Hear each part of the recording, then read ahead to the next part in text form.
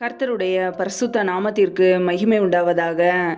தேவன் அருளியப்ப மினிஸ்ட்ரி மூலமாக உங்களோடு தொடர்பு கொள்வதிலும் அந்த மகிழ்ச்சி அடைகிறோம்.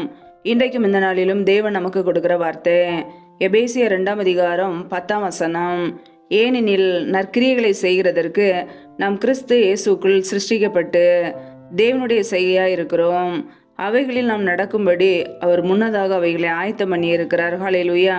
கிறிஸ்துவுக்குள் பிரியமானவர்களே, கர்த்தருடைய வார்த்தை சொல்கிறது, ஏனெனில் நற்கிரியைகளை செய்கிறதற்கு நாம் கிறிஸ்து இயேசுவுக்குள் சிருஷ்டிக்கப்பட்டு இருக்கிறோம் என்று.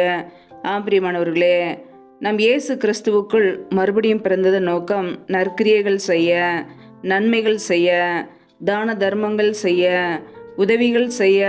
கர்த்தருடைய பிள்ளைகள் மறுபடியும் பிறந்தவர்களாய் நற்கிரியைகளை செய்கிறோமா? நமக்குள்ளே ஆவிக்குரிய கனிகள் செயல்படுகிறதா? நம்மை நாமே ஆராய்ந்து பார்ப்போம். அக்கிரமங்களிலும் பாவங்களிலும் மரித்த நம்மை தேவன் உயிர்ப்பித்தார். கிருபையினாலே நாம் ரட்சிக்கப்பட்டு இருக்கிறோம். ஹல்லேலூயா. கிருபையினாலே விசுவாசத்தை கொண்டு ரட்சிக்கப்பட்டீர்கள் என்று வேத வசனம் கூறுகிறது. பிரியமானவர்களே, தேவனுடைய விலையேறப்பட்ட இரக்கத்தினாலே, அவருடைய கிருபையினாலே தேவன் நம்மை மீட்டெடுத்திருக்கிறார். எதற்காக? நற்கிரியைகள் செய்வதற்காக. நம் கிறிஸ்து இயேசுக்குள்ளாக மறுபடியும் பிறந்ததின் நோக்கமே நன்மை செய்ய. நம் நன்மை செய்வது பிதாவின் சித்தம். நம் நன்மை செய்யும்போது, தான தர்மங்கள் செய்யும்போது அது தேவனுக்கு பிரியமானது.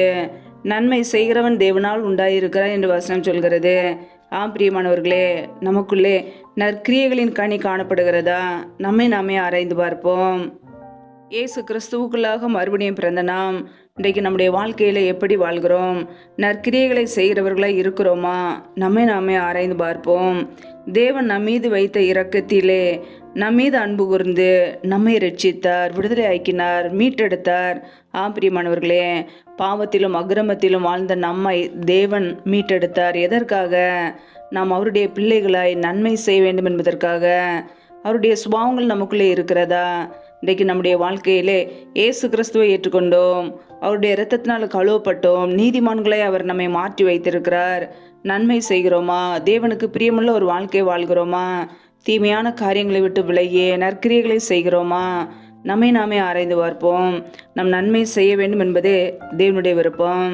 பிரியமானவர்களே, தேவ சித்தத்தை செய்வோம். நம்முடைய சுய விருப்பங்களை வெறுத்து கர்த்தருக்காக வாழ்வோம். கர்த்தர் நம்முடைய குடும்பங்களை ஆசீர்வதித்து பெருக பண்ணுவார். ஹல்லேலூயா. நம் இயேசு கிறிஸ்துவுக்குள்ளாக மறுபடியும் பிறந்திருக்கிறோம். எதற்காக? நற்கிரியைகளை செய்வதற்காக. அதை அறிந்து நன்மைகள் செய்வோம், தேவனுக்காக வாழ்வோம். கர்த்தர் நம்முடைய குடும்பங்களை ஆசீர்வதித்து பெருக பண்ணுவார். ஹல்லேலூயா. கர்த்தர் தாமே இந்த வார்த்தையின்படி உங்களை ஆசீர்வதிப்பாராக. ஆமேன். நம்மை நாமே அவருடைய சமூகத்திலே தாழ்த்தி அர்ப்பணித்து ஜெபிப்போம். ஜெபம். எங்களை அதிகமாய் நேசிக்கிற எங்கள் அன்பின் பரலோக தகப்பனே, மை துதிக்கிறோம், ஸ்தோத்தரிக்கிறோம் அப்பா. இந்த இரவு நேரத்துக்கு நம்முடைய சமூகத்தில் வருகிறோம். இந்த நாள் முழுவதும் எங்களை பத்திரமாய் பாதுகாத்து கொண்டீரே, அதற்காக ஸ்தோத்திரம். ஒவ்வொரு நாளும் எங்களுடைய தேவைகளை சந்திக்கிறீரே, நன்றி அப்பா. ஒவ்வொரு நாளும் உண்ணவும் உடுக்கவும் தங்குவதற்கு இடம் கொடுத்து எங்களை பாதுகாக்கிறீரே, நன்றி. இணைந்திருக்கிற ஒவ்வொரு குடும்பங்களையும் உடைய கரங்களிலே அர்ப்பணிக்கிறோம். என் தேவன் தாமே ஒவ்வொரு குடும்பங்களையும் பாதுகாத்துக் கொள்வீராக, ஒவ்வொரு குடும்பங்களையும் ஆசீர்வதிப்பீராக. பிள்ளைகள் செய்கின்ற வேலைகள், தொழில்கள், வியாபாரங்கள் எல்லாவற்றையும் ஆசீர்வதிங்கப்பா. கையின் பிரயாசங்களை பெருக பண்ணுங்க. யாரெல்லாம் பலவீனத்தோடு, சோர்வோடு, வியாதியோடு கஷ்டப்படுகிறார்களோ, என் தேவன் அவர்களுக்கு நல்ல சுகத்தை கொடுங்க, பலத்தை கொடுங்க, ஆரோக்கியத்தை கட்டளையிடுங்கப்பா. பலவீனத்திலும் உடைய பலன் பரிபூரணமாய் விளங்கட்டும். ஆசீர்வதிங்க.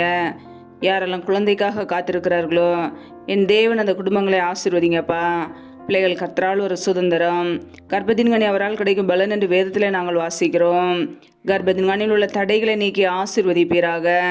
எந்தெந்த குடும்பங்களிலெல்லாம் வேலைக்காக ஜெபிக்கிறார்களோ, பிள்ளைகள் வாழ்க்கையில் உள்ள எல்லா தடைகளையும் நீக்கி ஆசீர்வதிங்க.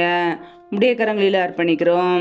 சத்துரு கொண்டு வருகிற போராட்டங்கள், பிரச்சனைகள், மரண பயங்கள், இருளின் அதிகாரங்கள், ஆபத்துகள், நாசம், மோசங்கள், தீமைகள், விக்னங்கள் எல்லாவற்றிற்கும் விலைக்கு பாதுகாத்து கொள்ளுங்க. ஒவ்வொரு குடும்பங்களும் உடைய கரங்களில் அர்ப்பணிக்கிறோம். அப்பத்தின் தண்ணீரையும் ஆசீர்வதிங்கப்பா. வியாதியின் உன்னிலிருந்து விலக்குவேன் என்ற வார்த்தையின் பிரகாரம் யாரெல்லாம் பலவீனத்தோடு, சோர்வோடு, வியாதியோடு கஷ்டப்படுகிறார்களோ, பலவீனங்கள் எல்லாவற்றையும் நீக்கி பிள்ளைகளை ஆசீர்வதிங்க. உடைய கரங்களிலே அர்ப்பணித்து தாழ்த்தி ஜெபிக்கிறோம். இந்த இரவு நேரத்தில் இன்பமான தூக்கத்தை தாங்கப்பா. அதிகாலையிலிருந்து தேவ சமூகத்திலே காத்திருக்க கிருபதாங்க.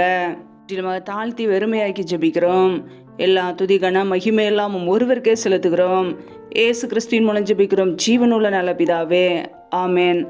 கர்த்தர் தாமே உங்களையும் உங்கள் குடும்பங்களையும் ஆசீர்வதிப்பாராக. ஆமேன். Thanks for watching. Please subscribe our channel. Click the like and share. Click the bell. God bless you.